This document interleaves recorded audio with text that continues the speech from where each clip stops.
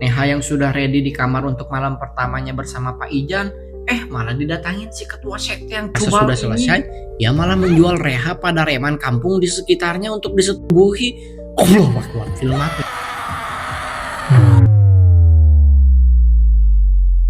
Di awal film kita diperlihatkan polisi yang seperti biasa telat saat bekerja karena sesampainya mereka di TKP, semua ketakutan sudah terjadi dengan ditemukannya seorang wanita yang tergantung. Lalu film The Kerala Story pun baru dimulai. Kemudian, scene diperlihatkan pada Divya yang diantar orang tuanya untuk berlatih menari. Namun di perjalanan, ibunya yang seorang penganut Hindu mengajak Divya agar ikut beribadah di kuil. Walaupun Divya menepi dan menemani ibunya, ia tetap menolak untuk ikut beribadah di dalam. Amma, mujhe samajh hi nahi aata. Di tempat lain, kita diperlihatkan sebuah keluarga kelas menengah ke bawah yang sedang melatih anak mereka, Neha, agar bisa menjuarai olimpiade. Di tengah latihan yang sangat berat itu, sang ibu meminta kepada suaminya yang sekaligus pelatih Neha agar tidak bertindak terlalu keras pada anak mereka sendiri. Kembali pada Divya yang sedang latihan menari.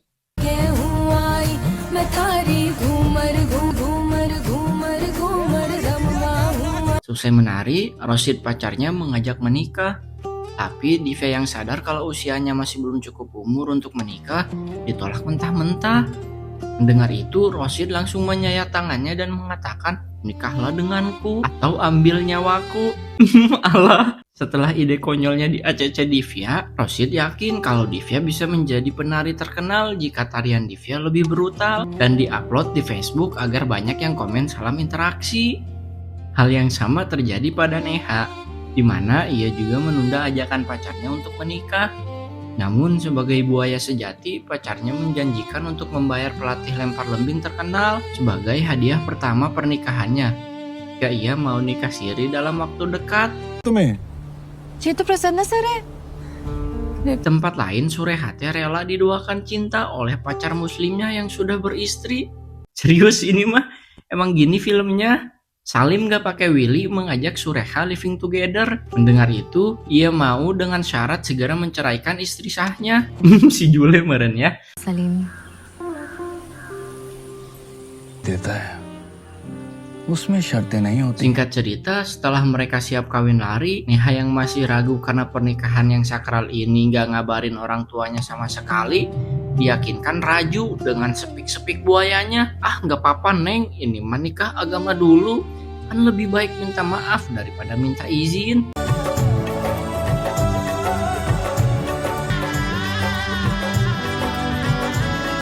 Setelah menikah, Neha menanyakan kapan Raju akan mengabari orang tuanya. Tapi belum sempat mengeluarkan sepik-sepik buayanya, Neha keburu ditelepon ibunya yang mengabarkan kalau calon pengantin pria sudah tiba di rumah. Di rumah, video Divya yang joget pamer aurat FYP ke beranda mamahnya. Melihat anaknya seperti lintah terkena garam, tentu ia geram. Namun tak seperti biasanya, Divya yang penurut kali ini membantah ucapan orang tuanya. महीने की सैलरी के बराबर की कमाई ना मैं हमारी एक रील से कर सकूंगी। Saya mau jelasin sesuatu. Kalau scene di filmnya emang berpindah-pindah pada 3 wanita, Rosid dan Divya, Sureha dan Salim, Neha dan Raju. Ngerti ya? Oke, kita lanjut. Di rumah, Sureha meminta izin pada ayahnya untuk living together bersama Salim yang beragama muslim. Mendengar ide konyol anak gadisnya, ayah bunda tentu tak mengizinkannya pergi karena banyak pertimbangannya atuh. Kalau mereka nikah, pasti ada salah satu di antara mereka yang harus pindah agama. Nanti kalau punya anak, agama anaknya apa? Tapi dengan akal pendeknya anak muda, Sureha membantah semua ucapan ayahnya. Sureha sebenarnya tidak terlalu peduli pada agama dan menyebut ayahnya Islamofobia. Ya mau gimana lagi atuh ya? Ayahnya cuma bisa ngahuleng tari. Di rumah Neha, saat si ayah pamer prestasi Neha ke calon besan yang berasal dari kalangan bangsawan, Neha baru berani jujur kalau sebenarnya ia udah nikah sama pria muslim. Mendengar kabar membuagongkan itu, orang tua Neha terpaksa menyuruh calon besannya itu pulang. Kembali pada Divya, ia yang tantrum karena HP-nya dibanting, curhat ke my bubuknya Rosid. Bukannya disuruh nurut sama ibunya, si Rosyid teh malah ngajak Divya kabur dari rumah. Di saat yang bersamaan, Divya dihapus dari kakak, sementara Sureha terpaksa diizinkan pergi bersama Salim.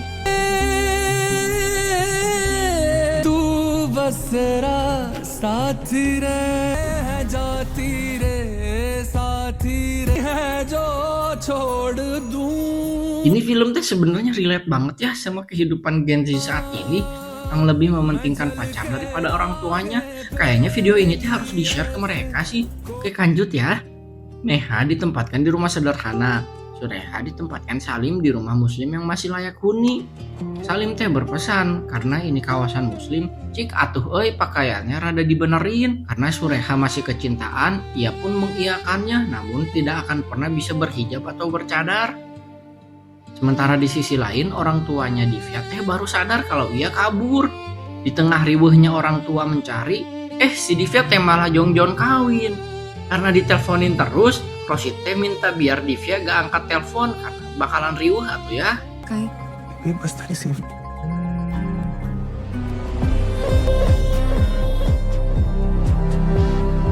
Mubarak. Di sisi lain, Neha galau karena sudah mengecewakan ayahnya dan juga ia teh gak mau berlatih lempar lembing. Melihat hal itu, Raju langsung ngasih cincin emas. Katanya mah sebelum menang emas olimpiade harus menang emas pernikahan dulu dari AA. Cenah alah.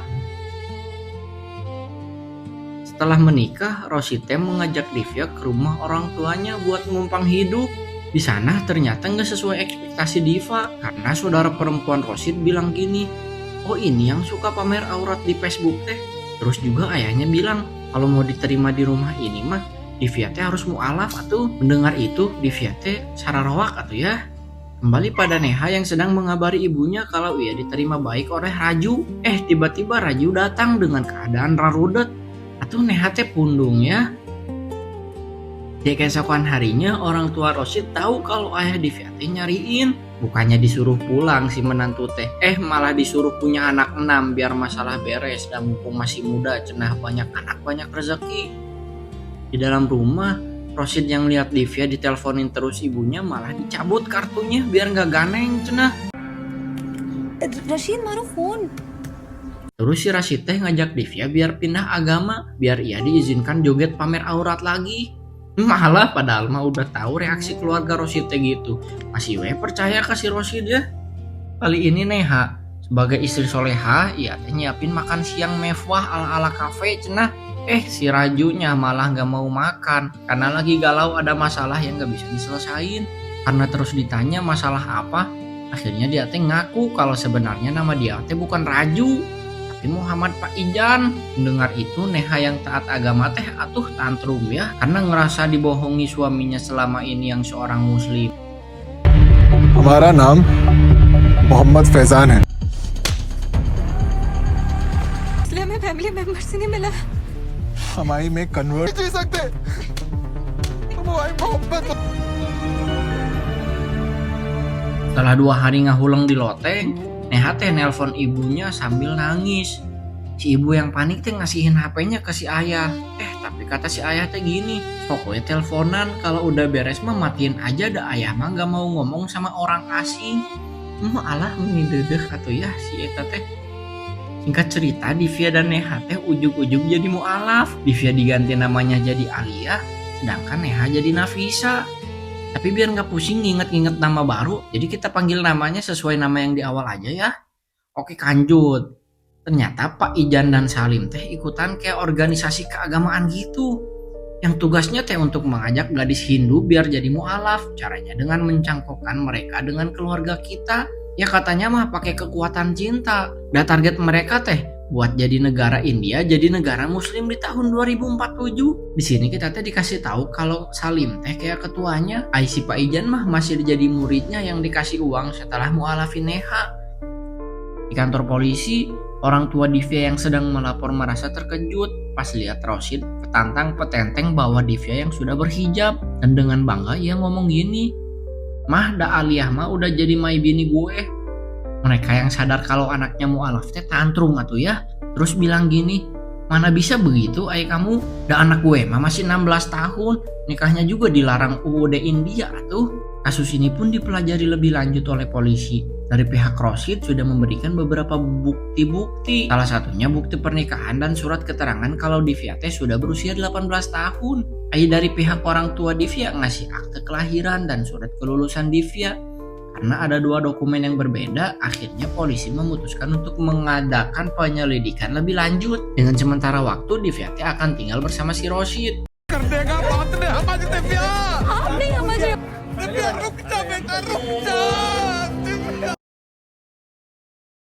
Sekarang tiga wanita ini teh mengalami kejadian yang sama.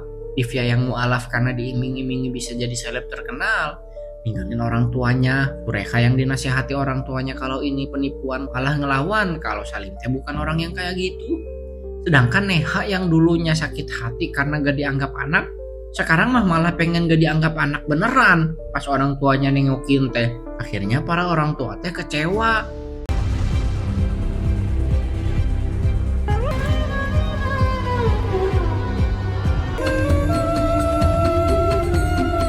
Terus sekarang ke Surekha, ya yang lagi nulis di rumah Salim, kaget saat kedatangan anak dan istri Salim. Atuh lihat Salim yang masih belum ceraiin bininya teh marah ya. Di tengah kemarahannya si Salim teh acting nangis dan beralasan kalau cerai itu gak semudah itu. Rumah istrinya juga digusur jadi wayah nyawe harus dibawa ke sini. Terus dah aku teh buat bayar kontrakan aja gak ada, cenah. Melihat Salim yang hobi menjual kesedihan, Surekha teh luluh atuh. Tapi ia minta syarat, kapan cenah bakal pastiin buat ceraiin istri sahnya. Salim gak pakai willy teh bilang, aku janji neng 2 atau 3 bulan ke depan ya. Sekarang pindah lagi ke kehidupan Divya. Pas dia asik joget-joget, Rosid datang dan memarahi Divya kalau di dalam Islam musik dan joget-joget teh haram. Mendengar itu, Divya yang merasa digoblok-goblokin Rosid teh atuh marah ya. Pas ibu Rosid datang buat streaming kelakuan menantu dan anaknya, Rosid yang merasa malu menempelengnya.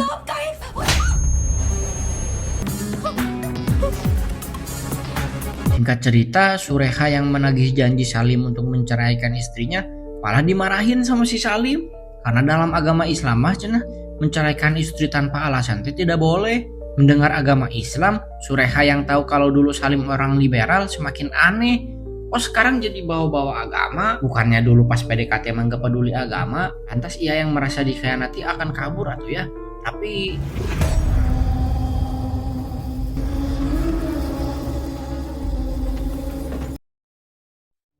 sekarang Neha, ia kembali melakukan pernikahan ulang karena nikah yang sebelumnya ngikutin adat Hindu. Di sisi lain orang tuanya masih galau. Setelah pernikahan selesai, Neha yang sudah ready di kamar untuk malam pertamanya bersama Pak Ijan, malah didatangin si ketua sekte yang cubal ini.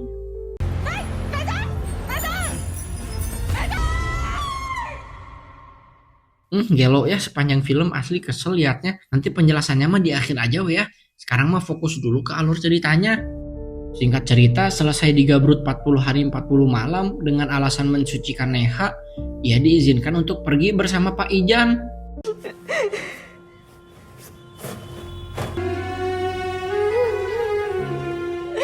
Sekarang Divya, ia yang tak kuat libur joget sehari saja, maksa joget malam-malam. Mendengar suara musik di kamar, si ibu menyuruh Rosid untuk memarahinya. Karena satu-satu kesenangan dan harapan hidupnya direnggut, ia teh memelas ke si Rosid untuk mengizinkan joget sekali saja. Karena untuk 1 tahun ke depan ia pasti tidak akan bisa melakukannya lagi karena kehamilan. Allahu Akbar, geus dihamilan deui budak teh. Nah, inilah akibat dari Divya yang gak mau nurut sama si pria bajigur.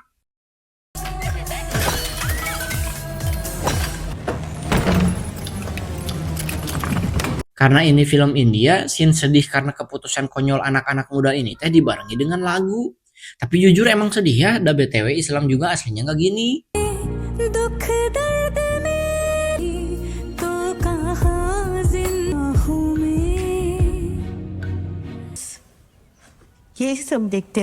Di tengah kesedihan ayahnya, si ibu menyarankan agar dirinya menelpon Surekha.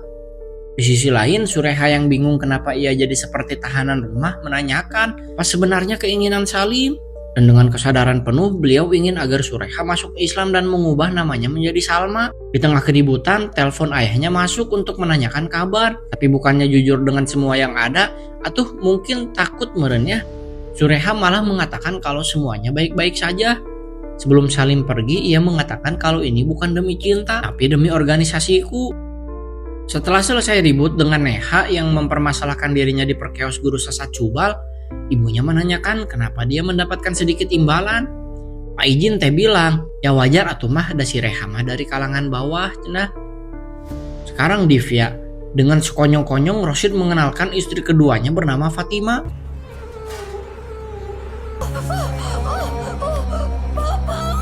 Bombastic side eye, criminal. Kembali pada Reha, karena tugas anak biadabnya Pak Ijin dirasa sudah selesai, ia malah menjual Reha pada reman kampung di sekitarnya untuk disetubuhi. Allah Akbar, film apa ini ya Allah? Beruntung Reha mampu melawan reman birahi itu, tapi saat ia akan keluar, semua orang mencegatnya dan mengikat Reha di atas kasur. Kebajatan pun dilanjutkan secara bergilir, dan si goblok dengan senang menerima semua uang dari para makhluk bejat. Di tengah keputusasaannya, si Rehate bermimpi bertemu dengan ayahnya dan merasakan penyesalan atas keputusannya dulu telah mau ikut dengan pria kecintaannya.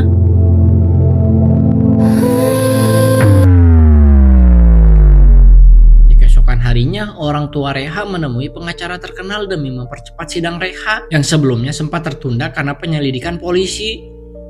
Kali ini Rosid, yang sedang pacaran dengan istri keduanya Fatima, ditanyakan perihal keadaan istri pertamanya Divya.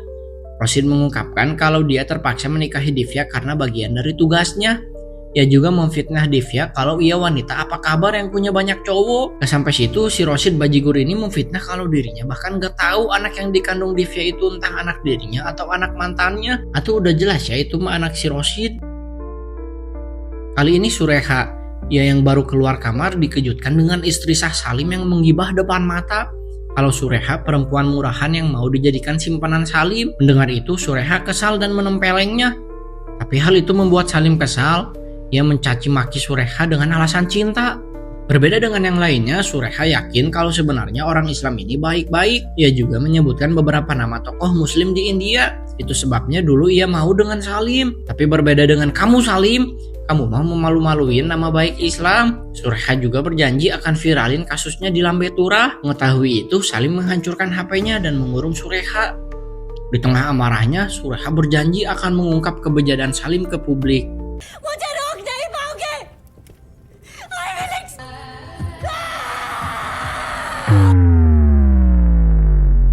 Singkat cerita, Divya yang sudah lahiran didatangi Fatima yang kini sudah berjilbab. Fatima yang kerepotan dititipi anak Divya sembari memberikan bayinya, dia teh bilang gini, atuh Aite bisa ngurus anak mah jangan bikin anak. Dan emang benar ya kata Rosid kalau kamu mah cewek murahan yang mau dipakai siapa aja. Mendengar semua itu, ia mengungkapkan semua fakta kalau sebenarnya dirinya ditipu oleh Rosid. Divya juga menanyakan apakah Fatima punya nama lain sebelum ini. Fatima teh bilang iya, dulu namaku teh Sameha. Divya berpesan agar Fatima kabur mumpung masih ada waktu. Belum selesai obrolan mereka, Rosid keburu memanggil Fatima. Kali ini perlawanan dilakukan orang tua Reha yang mengumpulkan massa. Di tengah orasinya, di antara mereka teh ada yang bilang gini, gimana bisa ngelakuin perlawanan atuh? Kan kita mah dari kasta bawah. Lu kakak-kakak ketahui, di India kasta masih berlaku. Ada Brahma, kasta tertinggi, Ksatria, kasta kedua, Vaisya, kasta ketiga, Sudra keempat, dan paling bawah kasta Dalit. Nah, keluarga Reha teh dari kalangan Dalit. Ada pengetahuan baru kan dengan nonton YouTuber UMKM, makanya subrek. Di tengah penolakan para warga yang dikarenakan video Divya joget-joget brutal viral, mereka ragu dengan keputusannya karena putri mereka mah berbeda dengan Divya yang dianggap murahan, dan juga suara mereka sangat kecil sedangkan mereka sangat banyak dan memiliki kuasa di negeri ini. Karena suara mereka terus-menerus ditentang, akhirnya orang tua Divya teh pundung. Selesai rapat, ada salah satu anak yang mempertanyakan logika ibunya. Kenapa dia lebih menyalahkan korban daripada pelaku? Ia pun meminta agar ibunya mendukung orang tua Divya. Kembali pada Divyanya, ia yang sudah bestian dengan Fatimah mulai kembali beribadah agama Hindu. Divya menceritakan semua masa lalunya yang menyedihkan saat PDKT-an dengan Rosid. Mendengar semua itu, Fatimah bilang, "Ah Jeng, mending ngonten joget deh gara biar happy."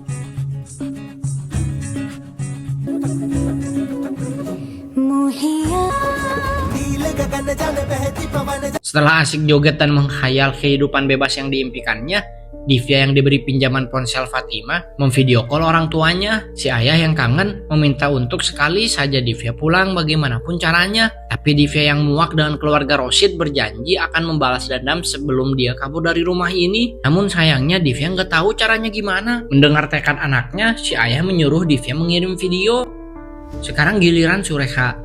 Ia yang tadi beri makan seminggu, sekalinya dikasih makan malah dikasih rendang. Yang mana di agama Hindu sapi sangat dihormati. Tentu Surekha teh marah ya, tapi karena kemarahannya semua yang ada di situ memaksanya.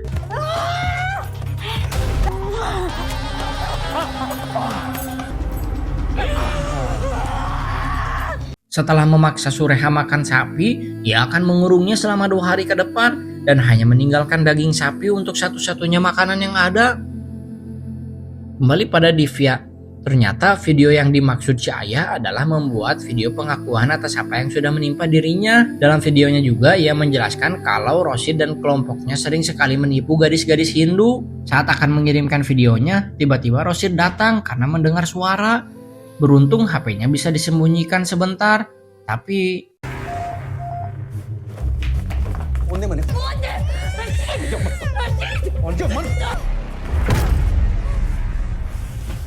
setelah membuat Divya pingsan, Rosid mengancam Fatimah. Jika saja dirinya mengaku tentang hal ini, maka hal serupa yang akan terjadi pada Divya akan terjadi juga padanya. Sekarang saatnya Surekha dan Neha yang melakukan perlawanan. Surekha dengan intelektualnya menulis semua tentang agama Hindu dan keberadaan Salim, sementara Neha berupaya melarikan diri dari rumah keluarga sesat. मेरी माँ के संस्कार मेरी आत्मा में उतर और मैं सलीम जैसे लोगों को किसी और की जिंदगी बर्बाद. Kembali pada Divya, ia yang ternyata meninggoy membuat keluarga sesat Rosid bingung akan diapakan jasad ini. Akhirnya ia memutuskan untuk memutilasi jenazahnya itu. Ya menit tega si Rosidnya parah ya Allah. Setelah membagi-bagi jenazah Divya menjadi beberapa bagian, mereka sekeluarga lanjut membuangnya. Di saat yang bersamaan juga Neha berhasil kabur dengan melompat dari atas rumah. Beruntungnya rumah itu tidak terlalu tinggi. Kembali pada Rosid sekeluarga.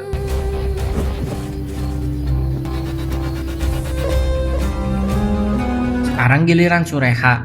Ia yang sedang bercermin dan mengingat kejadian dulu saat digombal Salim karena rambut panjangnya, memutuskan untuk memotong habis rambutnya dan ternyata wanita yang dia awal scene adalah Surekha. Di TKP, para petugas menggeledah semua ruangan. Siapa tahu ada petunjuk yang mengarahkan tentang penyebab alasan Surekha meninggal. Dan ternyata surat yang di awal ditulis teh untuk mengungkapkan semua kebejaan Salim. Tapi sayangnya kebenaran diungkap dengan harga yang tak murah, yaitu dengan nyawanya sendiri.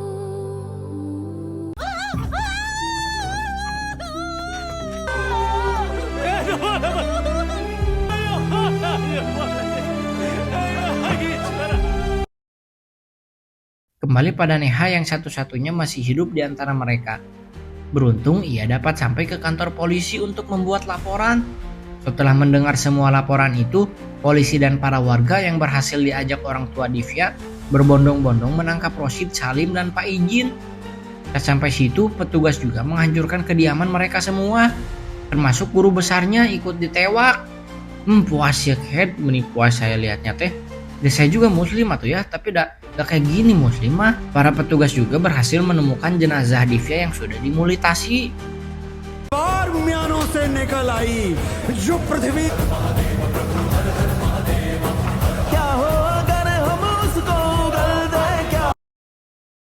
Setelah kemarahan rakyat India selesai, orang tua Surekha membaca pesan terakhir yang ditulis Surekha. Isi pesannya tuh bilang gini, aku pikir cinta itu di atas agama, tapi ternyata tidak, agamalah di atas segala-galanya. लड़का क्यों नहीं अंतिम इच्छा है कि